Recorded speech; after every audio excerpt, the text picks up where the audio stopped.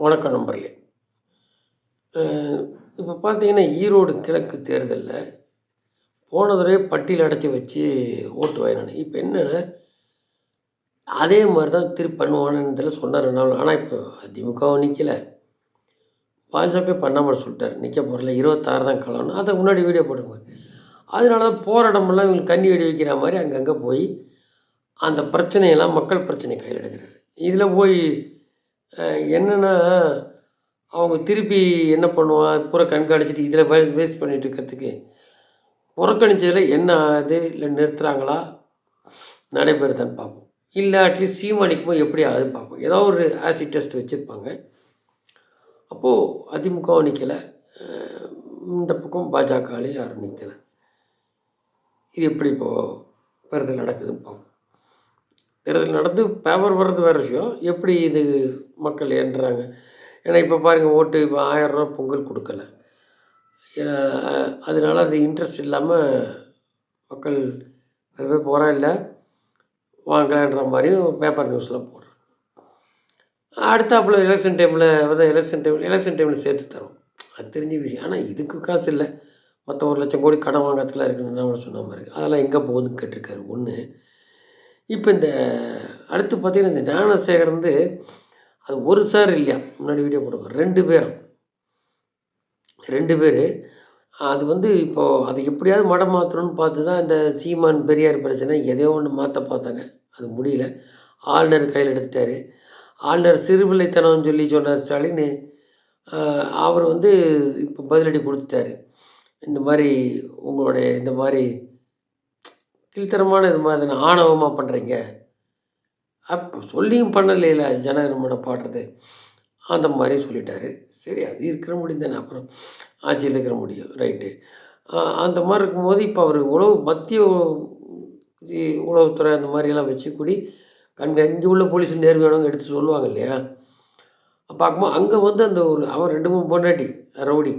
ஒரு பொண்டாட்டி அங்க உள்ள புரொஃபஸரோட உள்ள வேலை பார்க்குறாப்படியாம்மா. அப்ப அந்த புரொஃபஸர் யாரோ தெரியாது. அவர் குடுக்குற இதில வச்சு தான் இந்த மாரி அ பெண்கள்ட்டலாம் மாணவிட்டலாம் அட்டூழியம் பண்றது. இது 2011 பண்ணிட்டு இருக்கிறதாவும் கேள்வி. அப்புறம் திருட்டு வழக்கு இதெல்லாம் வருது. அதுக்கேத்த மாரி இந்த ஆட்சி வந்தோனே இவங்களெல்லாம் புடிச்சிட்டு அந்த முதல்ல சுகாதார மந்திரி கைது அப்ப அவர் கைது பண்ணி திருப்பி ப்ரெஷர்னால வெளியில விட்டாங்க. ஆனா, வேற பெரிய பூதாகரம் வந்து அடுத்த கைது பண்ணியிருக்காங்க அப்படின்லாம் சொல்றாங்க. இப்ப குண்டாஸ் போட்டிருக்கு. இப்ப சட்டசபை ஒரு ஜீவோ இது கொண்டுறதுக்கு ஏற்கனவே குறிப்பிட்டிருந்தோம். பெண்கள்ட்ட இது மாரி பார்த்தாலோ, என்னென்னவோ இதெல்லாம் போட்டிருக்காரு. ஒரு ஆர்டர் ஸ்டாலின். அந்த இப்போ இதுக்கு முன்னாடி இல்ல. இப்ப இது வந்தப்புறம் போடுறாங்க. என்ன பெண்கள்ட்ட பண்ணா என்ன மாரி குற்றங்கள் வரும்?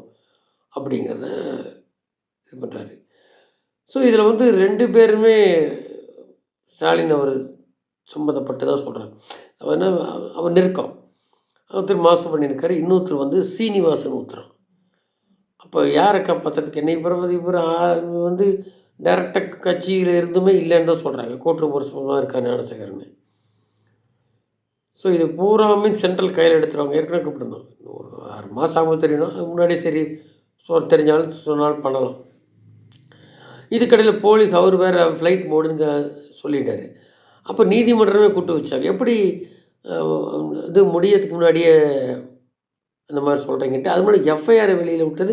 அது பெண்ணு வந்து தப்பா சித்தரிச்சு எஃப்ஐஆர் இல்ல காரி துப்பினார் அண்ணாமலை கொடி. ஸோ விஷயம் தான். இத வந்து சிபிஐ கொண்டு போகணும்பாங்க. இவர் வந்து சிஆர்எஃப் மூலியமா பார்க்குறாரு. எப்படி இத வெளியில கொண்டு வந்துரணும்? விடக்கூடாது. அப்படி இவன் எப்படி மறைக்கலாம்ன்னு பார்த்தா, ஏடிஎம்கேவோட பொள்ளாச்சி மட்டும்லாம் கையெழுத்து பார்க்குறாரு ஸ்டாலின். ஆச்சா 12 நாள் ஆச்சு நீங்க பண்றதுக்கு. அதுக்கு அப்பா ஒத்துக்குறாரு. ஆமாமா நீங்க தான் லேட்டா பண்ணீங்க. முதல்ல சொன்ன சரின்னு. அப்ப ஏதேதோ டைவர்ட் டாக்டிக்ஸ் பண்ணி பார்க்குறாங்க. ஒண்ணும் இதாகல. இது ஸ்ட்ராங்கா சென்ட்ரலும் பிடிப்பாங்க. ஆளுநரும் பிடிப்பாரு. அதனால சொல்ற மாரி இது இப்பவும் முடியலாம். கொஞ்சம் தள்ளியும் வரலாம். எக்ஸ்போஸ் ஆகும் திமுக. ஃபுல்லி எக்ஸ்போஸ் ஆகும்.